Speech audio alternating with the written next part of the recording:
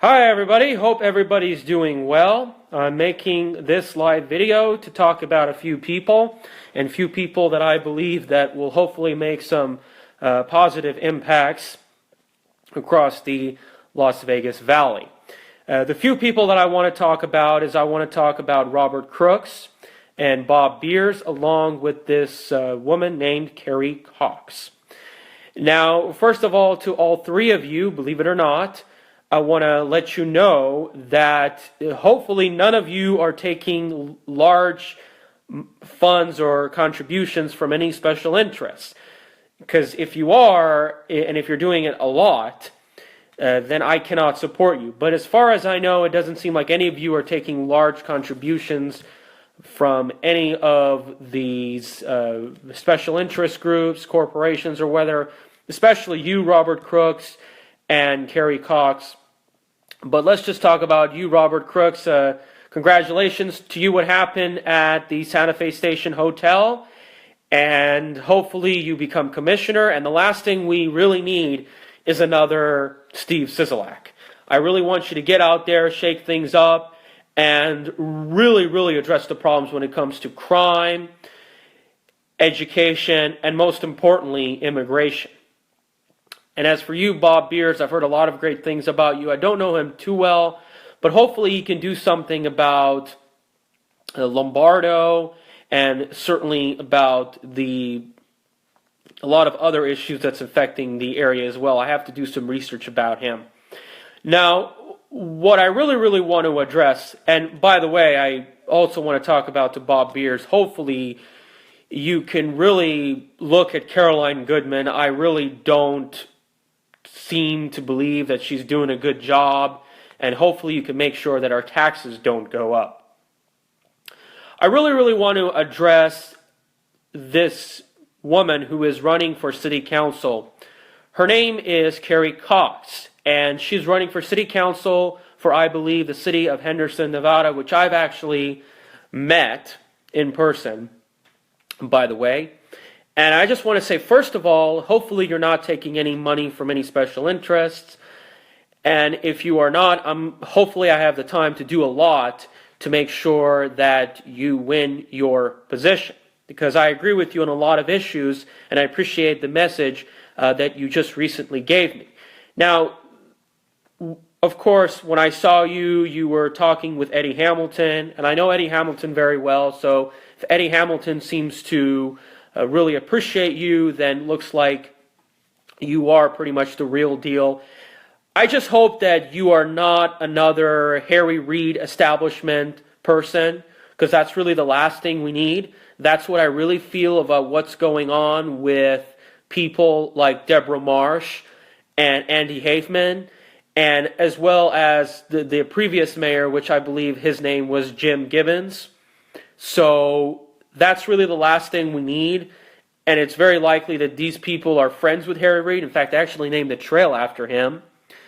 So hopefully you do well with the election. But the thing is that from what I've heard is the fact that the public employees are very active in voting, and they do what they can to perpetuate their establishment. So if we can work very hard, we can overcome that. Because the fact of the matter is, one of the things that I heard is that from people like Rick Workman is that many of the public employees, including the public schools, they vote so hard to perpetuate the status quo. And it's very important that the people, the residents, vote, because they don't really understand that a lot of issues, even though they think that federal issues are very important, a lot of things can actually be handled in the local level. They don't really see that, but the local levels can really provide a serious act of resistance, depending on the issue, though. However, so one thing that really disappoints me is that you haven't seemed to have the chance to debate this guy, John Mars, which I'm thinking about contacting this guy pretty soon. I'm going to ask him, why aren't you debating him? Maybe I should probably approach him personally and talk to him and say, hey, you guys should have a debate. Let's see what's going on. Let's see what you guys think about what's happening out there. And there's all these different things that you have to keep in mind. So I really want you to look at a lot of other issues, particularly when it comes to public employees. First of all, I'm really concerned that my taxes, well, I don't live there, and I don't plan on living there, but the taxes there are going to rise, and I heard that they're proposing tax hikes. When I look at the public employees database of many of these people, it seems like a lot of them are getting six-figure salaries, hundreds of thousands, maybe $200-something thousand, which is pretty alarming, believe it or not. And I can tell you this, it's just so embarrassing to have that. And it's really bad in some other parts of the country like California, which I'll get to that later. Another issue that I really want to address is this whole Southern Nevada Strong deal, or you can also call it Henderson Strong. Now, if you don't know what these two are, they are basically a HUD grant, which I believe Reid sponsored it, to create a sustainable development grant to have a large significant effect on our urban planning. And one of the things that they really proposed, and they had all these meetings open to the public, oh yeah, we care about you, but from what I feel, it's really just manipulative, predetermined outcome to eventually support high-density housing all across the Las Vegas Valley, including the city of Henderson, and to support a light rail transit. Now, the good news about the light rail transit, it seems like the bill to propose it by the state legislature has died, not only because they didn't vote on it, but also because of the fact that that senator who proposed it, Mark Menendo, has resigned. And by the way, I'm hearing a lot more controversies about that guy. And also, the problem with that, and I understand that there is a need for high-density housing, and I like transit, but the kind of high-density housing and the kind of transit that they're doing is not so efficient. Now, the other problem with Southern Nevada Strong is that they address a lot of problems, but they don't tell you what is causing the problem. So they talk about home prices are inflating and crashing. They don't telling you what's causing that. And they're telling there's overcrowding, massive growth, schools that are underperforming, but they don't tell you what's causing that. And one of the causes of that has to do a lot with the fact that we have an illegal immigration crisis. In other words, Clark County has one of the highest percentage of illegal immigrants in the country, and that's one of the causes of overcrowding and poor performing schools. So they're not addressing what's causing the problem. Now, another problem is that their solutions are not as effective. In other words, how are you going to solve problems with a light rail transit that's not so efficient and it's not fast enough, and you're going to build these high-density housing, which most likely they're going to be pretty poor quality, and it's very, very likely that it's going to bring a lot more problems than actually solve, as a matter of fact. So what I feel is that this is just a way for public employees just to do something in their lives, maybe some special interest groups to make money out of it. But another thing why this is flawed is that still the system that they're opposed to, which is sprawl, car-dependent lifestyle, is still happening. So if you really want to solve the problem, then maybe we should think about having alternative plans to master plan neighborhoods like Cadence or Tuscany Hills and so forth. But they're not doing that. So they're still having the status quo, and they're still building a Southern Nevada Strong plan which conflicts one another. So they don't go together, they're not working together, and that's why their whole process is quite flawed. Okay? So that's one of the things. But what I feel what the Southern Nevada Strong is really trying to do, and I don't mean to sound like a conspiracy freak, but I feel like these high-density housing units are there to attract illegals, especially the future anchor babies, and refugees. Now, I do feel that politicians like Deborah Marsh and Sisolak and Goodman are secretly planning to set up a system to bring in Muslim refugees. Think about it. You know, London and Europe-style events could happen in Clark County. I don't mean to sound like a freak. You have to be aware of every possibility. And when they want to bring these people in, they want to bring these people into these higher density housing, and very likely that they will be subsidized and bring a lot of problems. Who knows what could happen? Sharia law, higher crime rates, maybe there could be a San Bernardino terrorist attack, and then you know what that's going to happen?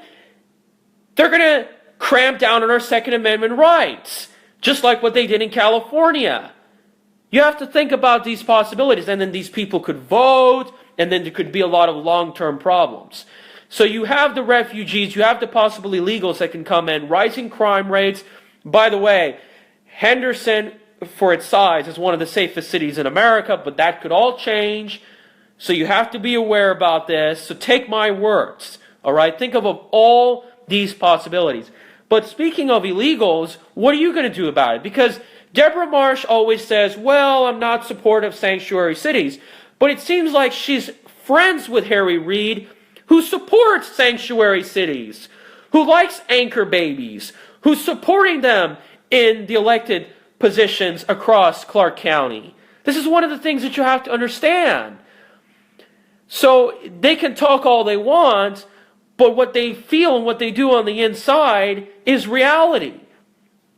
So the fact is Deborah Marsh working with the Department of Homeland Security to solve the problem? It doesn't seem that way. So what can you do? Well, you can work with Jeff Sessions and Chris Kobach, and you can make sure that it's illegal for landlords to rent housing to illegals. How about have a citywide mandatory e-verify program so that, let's say, a casino hires illegals, they can't do that anymore, and there's more jobs for American citizens. So that's another thing that you can do, because I'm very concerned about this anchor baby situation. These families have higher birth rates, and even if immigration is zero, these people coming in, oh my gosh, we could be having a takeover of city of Henderson. I really don't want to see Henderson, Nevada look more like a city like in California. It's absolutely crazy, and I hope you're really watching this, Carrie Cox, because I'm very, very much concerned about this.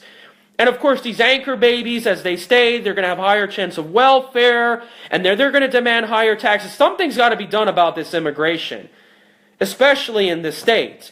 Because Las Vegas area, I'm telling you, it's going to look more like California. Laws are going to change. You may say goodbye to people like Michelle Fiore. They're just going to be too extreme. Think about this situation. Now, another issue is taxes. Please make sure you don't raise taxes. The Sandoval tax increases is absolutely unacceptable. We don't need them. Who knows? In the coming decades, we could have our first income tax. But another important issue, which I really want to get to, is the Deborah Marsh situation that happened recently.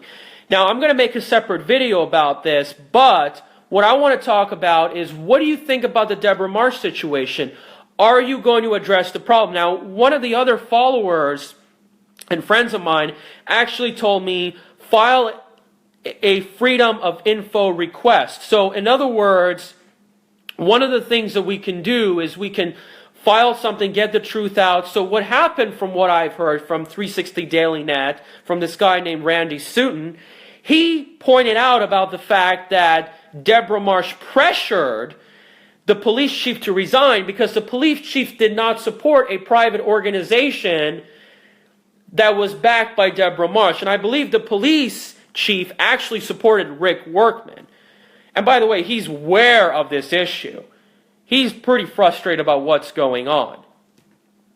So do what you can, do an investigation. And by the way, Deborah Marsh, I'm letting you know, if you don't have an explanation for this, I think right when you get into office, or maybe even before when you get into office, we're going to have to prevent you from getting in. We're going to have to impeach you. We're going to have to probably file lawsuits, do some protests. We're going to have to file a recall election. So let's just say, Carrie Cox, if you don't win, which I have a good feeling you will, maybe when we have a recall election, maybe you can run for mayor, and then Deborah Marsh will lose a lot of her supporters, and then we can see what happened. So I'm just sick of all these scandals. I really don't want more Harry Reid BS all across our communities. It's absolutely insane, all right? But, of course, you ask yourself, well, if I don't plan on living in Henderson, why is this important to me? Well, first of all, one of the reasons I'm making this video as well is because I have real estate development goals that I'm planning about 30 miles south of the Las Vegas Strip. And it's in an area that is managed by the BLM, federally owned land. And it's about 10 miles south of St. Rose and I-15, and I want to build a master plan development there. I've even spoke to the planning departments to the city of Henderson about this.